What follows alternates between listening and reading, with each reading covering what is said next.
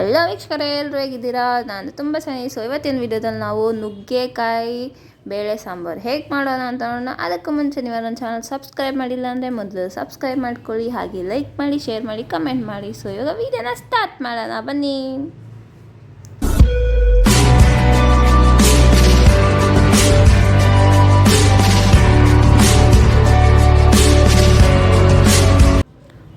ಮೊದಲು ನಾವಿಲ್ಲಿ 1/2 ಕಪ್ಪಷ್ಟು ತೊಗರಿಬೇಳೆ, ಹಾಗೆ ಒಂದು 4ರಿಂದ 5ರಷ್ಟು ಬೆಳ್ಳುಳ್ಳಿ ಮತ್ತು 2 ಟೊಮೆಟೊನ ಈ ರೀತಿ ದಪ್ಪ ದಪ್ಪಾಗಿ ಕಟ್ ಮಾಡಿ ಅದಕ್ಕೆ 1 ಕಪ್ಪಷ್ಟು ನೀರನ್ನು ಹಾಕ್ಕೊಂಡು 3ರಿಂದ 4 ವಿಸಿಲಷ್ಟು ಕೂಗಿಸ್ಬೇಕು.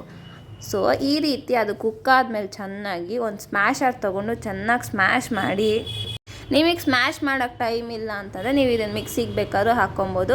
ನಾನಿಲ್ಲಿ ನೀಟಾಗಿ ಇದನ್ನು ಈ ರೀತಿಯಾಗಿ ಸ್ಮ್ಯಾಶ್ ಮಾಡ್ಕೊಂಡಿದ್ದೀನಿ. ಸೊ ಇದು ನೀಟಾಗಿ ಫಸ್ಟ್ ನಾವು ಚೆನ್ನಾಗಿ ಕುಕ್ಕರ್ ವಿಜಿಲಲ್ಲಿ ಚೆನ್ನಾಗಿ ಅದು ಬೇಯಿದ್ರೇ ಅದನ್ನು ನಾವು ಮೆತ್ತಗಾದ್ರೇ ಕುಕ್ ಆಗೋದು ಚೆನ್ನಾಗಾಗುತ್ತೆ.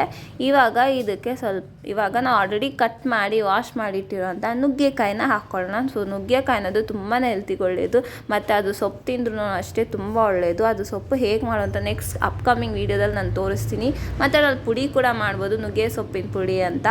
ಇವಾಗ ಇದಕ್ಕೆ ಸ್ವಲ್ಪ ಆಲ್ರೆಡಿ ನೆನೆಸಿರುವಂತಹ ಹುಣಸೆಹಣ್ಣು ರಸ ಕೂಡ ನಾವಿಲ್ಲಿ ಹಾಕ್ಕೋಬೇಕು. ಸೊ ಹುಣಸೆಹಣ್ಣು ರಸ ಹಾಕಬೇಕಾದ್ರೆ ಸ್ವಲ್ಪ ಸಾಂಬಾರು ಪೌಡರ್ನ ಹಾಕ್ಕೊಳ್ಳೋಣ. ಸೊ ನಾವಿಲ್ಲಿ ಹುಳಿ ಹಾಕ್ತಾ ಇರೋದ್ರಿಂದ ಸ್ವಲ್ಪ ಟೊಮೆಟೊನ ಕಮ್ಮಿ ಮಾಡ್ಕೊಳ್ಳಿ. ಒಂದು ವೇಳೆ ಟೊಮೊಟೊ ಜಾಸ್ತಿ ಹಾಕಿದ್ರೆ ಹುಣಸೆಹಣ್ಣ ಕಮ್ಮಿ ಮಾಡ್ಕೊಬೋದು. ಈ ರೀತಿ ಆಲ್ಟರ್ನೇಟಿವ್ ನೋಡ್ಕೊಬೇಕು. ಮತ್ತು ಇವಾಗ ಇದಕ್ಕೆ 2ರಿಂದ 3 ಟೇಬಲ್ ಸ್ಪೂನ್ ಅಷ್ಟು ನಾನು ಸಾಂಬಾರು ಪೌಡರ್ನ ಹಾಕ್ತಾಯಿದ್ದೀನಿ.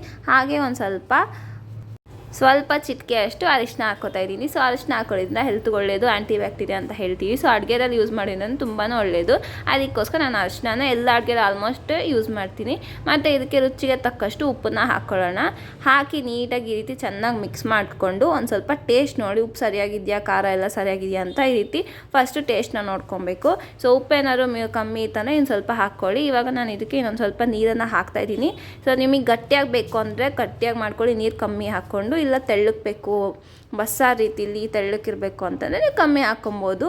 ಇವಾಗ ಇದನ್ನು ನಾವು 1 ವಿಜಿಲ್ ಕೂಗ್ಸೋಣ. ಜಾಸ್ತಿ ವಿಜಿಲ್ ಕೂಗ್ಸಿದ್ರೆ ನುಗ್ಗೆಕಾಯಿ ಅನ್ನೋದು ತುಂಬ ತೆಳ್ಳಕ್ಕಾಗ್ಬಿಡಿರುತ್ತೆ, ಆವಾಗ ತಿನ್ನೋಕ್ಕೆ ಚೆನ್ನಾಗಿರಲ್ಲ ಮತ್ತು ಟೇಸ್ಟ್ ಕೂಡ ಹೋಗ್ಬಿಡುತ್ತೆ. ಅಷ್ಟರಲ್ಲಿ ನಾವು ಒಗ್ಗರಣೆನ ರೆಡಿ ಮಾಡ್ಕೊಳ್ಳೋಣ. ಒಗ್ಗರಣೆ ಅಂತೂ ಕಂಪಲ್ಸರಿ ಎಲ್ಲ ಅಡುಗೆಗೂ ಇರಲೇಬೇಕು, ಇಲ್ಲಾಂದರೆ ಟೇಸ್ಟ್ ಅನ್ನೋದು ಚೆನ್ನಾಗೇ ಇರಲ್ಲ. ಅದಕ್ಕೋಸ್ಕರ ಫಸ್ಟು ಒಂದು ಬಾಣಲಿ ಇಕ್ಕಿ, ಆಯಿಲ್ ಹೀಟ್ ಆದಮೇಲೆ ಆಯಿಲನ್ನು ಹಾಕ್ಕೊಬೇಕು. ಮತ್ತು ಸ್ವಲ್ಪ ಸಾಸಿವೆ ಹಾಕಿ, ಸಾಸಿವೆಯಿಂದ ತುಂಬಾ ಒಳ್ಳೆಯದು, ಹೇರ್ಸ್ ಎಲ್ಲ ಬ್ಲ್ಯಾಕ್ ಆಗೋದಕ್ಕೆ ತುಂಬಾ ಹೆಲ್ಪ್ ಆಗುತ್ತೆ. ಮತ್ತು ನಾವೇನಾದರೂ ಆಯಿಲ್ ಮಾಡ್ಕೊಬೇಕಾದ್ರೆ ಕೂಡ ಅಷ್ಟೇ ಸಾಸಿವೆ ಎಣ್ಣೆನೂ ಯೂಸ್ ಮಾಡ್ಕೊಬೋದು, ಮಸ್ಟರ್ಡ್ ಆಯಿಲ್ ಅಂತ ಅಡುಗೆಯಲ್ಲಿ ಕೂಡ. ಇವಾಗ ಇದಕ್ಕೆ ಒಂದು ಸ್ವಲ್ಪ ಕರಿಬೇವನ್ನ ಹಾಕಿ ಮತ್ತು 2 ಈರುಳ್ಳಿ ಸಣ್ಣ ಕಟ್ ಮಾಡಿರೋಂಥ ಈರುಳ್ಳಿನ ಕೂಡ ಇಲ್ಲಿ ಹಾಕ್ಕೊಳ್ಳೋಣ. ಈ ರೀತಿ ಇದನ್ನೆಲ್ಲ ಹಾಕ್ಕೊಂಡು ಇದನ್ನು ಫ್ರೈ ಮಾಡೋ ಅಷ್ಟರಲ್ಲಿ ನಾವು ಹೋಗಿ ಅದು ನೋಡೋಣ ಎಷ್ಟು ಚೆನ್ನಾಗಾಗಿದೆಯಾ ಇಲ್ವಾ ಅಂತ ಕುಕ್ಕರಲ್ಲಿ ನೋಡೋಣ.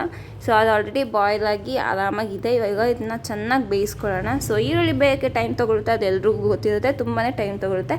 ಬೇಯಬೇಕಾದ್ರೆ ಒಂದು ಚಿಟಿಕೆ ಅಷ್ಟು ಉಪ್ಪನ್ನು ಹಾಕಿ ಫ್ರೈ ಮಾಡೋದ್ರಿಂದ ಬೇಗನೆ ಫ್ರೈ ಆಗೋಗ್ಬಿಡುತ್ತೆ, ಮತ್ತು ಟೈಮ್ ಕೂಡ ನಮಗೆ ಕನ್ಸ್ಯೂಮ್ ಆಗೋಲ್ಲ ಜಾಸ್ತಿ. ಸೊ ಇವಾಗ ಇದು ಆಲ್ಮೋಸ್ಟ್ ಲೈಟ್ ಬ್ರೌನಿಷ್ ಕಲರ್ ಅಂತೂ ಬರ್ತಾಯಿದೆ.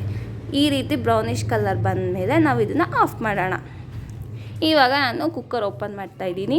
ಸೊ ಅದು ಚೆನ್ನಾಗಿ ಬೇಯ್ದಿದೆಯಾ ಇಲ್ವಾ ಅಂತ. ಸೊ ನೀಟಾಗಿ ಆಲ್ಮೋಸ್ಟ್ ಕುಕ್ ಆಗಿಬಿಟ್ಟಿರುತ್ತೆ. ನೋಡಿ ಸ್ಮೆಲ್ ಅಂತೂ ಎಷ್ಟು ಚೆನ್ನಾಗಿ ಬರ್ತಾಯಿದೆ ಗೊತ್ತಾ, ಸಖತ್ತಾಗಿದೆ ಸ್ಮೆಲ್ ಅಂತೂ, ಸೂಪರಾಗಿದೆ. ನಾನಂತೂ ನುಗ್ಗೆಕಾಯಿ ಸಾಂಬಾರಿಗೆ ಮುದ್ದೆ ಮಾಡಿದ್ದೀನಿ ಮನೇಲಿ.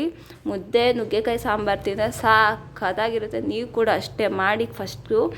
ಇವಾಗ ಇದಕ್ಕೆ ನಾವು ಆಲ್ರೆಡಿ ಒಗ್ಗರಣೆ ಹಾಕಿರೋದನ್ನು ಇದಕ್ಕೆ ಹಾಕೋಣ. ಒಗ್ಗರಣೆ ಹಾಕಿಲ್ಲ ಅಂದರೆ ಸಾಂಬಾರಿಗೆ ಟೇಸ್ಟೇ ಇರಲ್ಲ. ಅದಕ್ಕೋಸ್ಕರ ಒಗ್ಗರಣೆ ಯಾರೂ ಮಿಸ್ಸೇ ಮಾಡಬಾರ್ದು.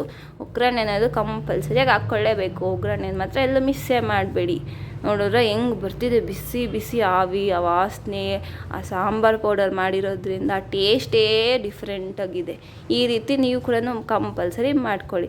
ಇವಾಗ ಇದಕ್ಕೆ ನಾವು ಆಲ್ರೆಡಿ ಒಗ್ಗರಣೆ ಹಾಕಿರೋದನ್ನು ಇದಕ್ಕೆ ಹಾಕ್ಕೊಳ್ಳೋಣ. ಹಾಕಿ ಒಂದು ರೀತಿ ಚೆನ್ನಾಗಿ 1 ನಿಮಿಷ ಚೆನ್ನಾಗಿ ಮಿಕ್ಸ್ ಮಾಡ್ಕೊಂಡು ಇದನ್ನು ನಾವು ಸರ್ವ್ ಮಾಡಿಕೊಂಡ್ರೆ ಬಿಸಿ ಬಿಸಿ ನುಗ್ಗೆಕಾಯಿ ಬೇಳೆ ಸಾಂಬಾರು ಮನೆಯಲ್ಲೇ ರೆಡಿ.